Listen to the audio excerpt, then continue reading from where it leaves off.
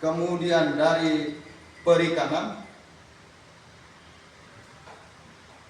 karena kita butuh protein hewani dari laut, kemudian peternakan,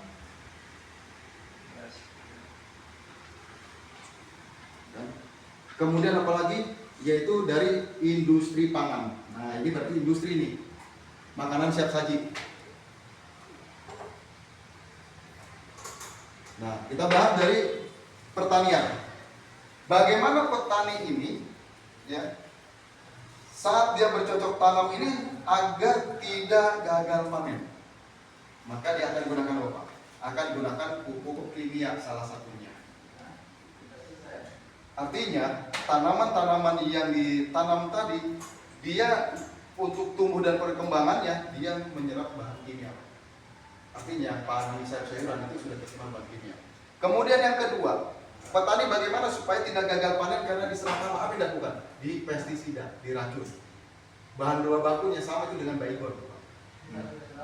Dari mulai penyemaian hingga ke masa panen, ya sampai ke masa panen itu disemprot terus, Pak. Artinya Pak, bulir-bulir padi, katakan kita bicara beras, itu dari sejak awal sudah dicemari oleh pestisida selain dari pupuknya itu sendiri.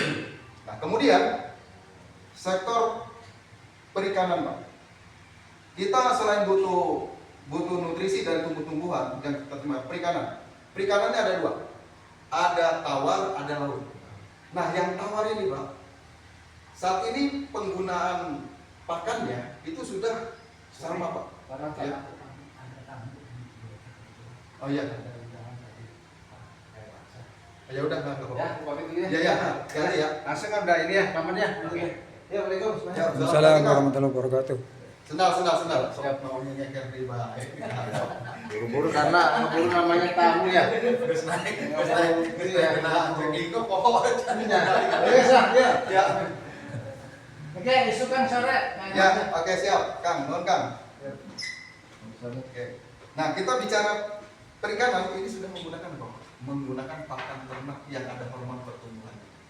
Supaya apa? Supaya cepat panennya. Pelet. Itu dari bahan kimia. Ya.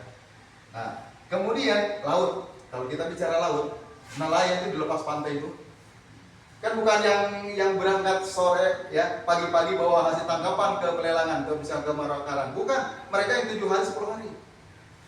Pertanyaannya, bagaimana mereka cara mengamankan agar tangkapan di hari pertama, kedua sampai hari terakhir tidak membusuk?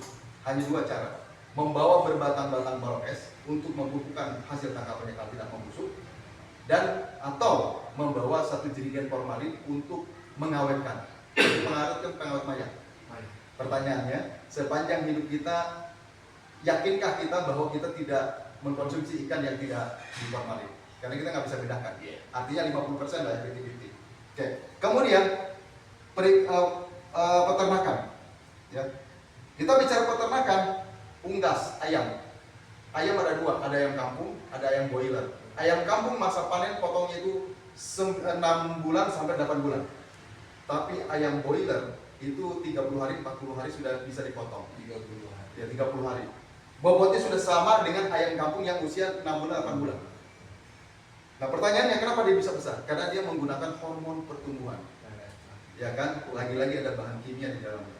Nah ayam ini sejatinya masih ciak-ciak nih sebetulnya. Masih ciak-ciak Pak. Tapi kok bisa dipotong?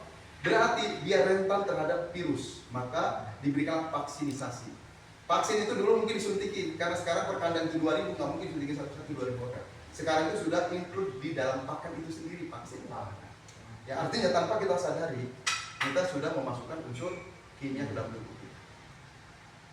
Oke, pertanyaannya, apakah mereka tidak bisa, Pak petani jangan pakai pupuk kimia, jangan pakai ini, perikanan ini, tidak bisa karena mereka tidak mau gagal dalam panen mereka. Tidak bisa, Pak. Terus ke penelayan, jangan dikasih formalin ya. Kata nelayan, saya di tengah lautan, di ombang-ombang, gelombang, badai yang bisa menenggelamkan saya nggak mau sia-sia hasil tangkapan saya. Maka saya harus awetkan. Jadi kita nggak bisa. Oke. Kemudian industri pangan.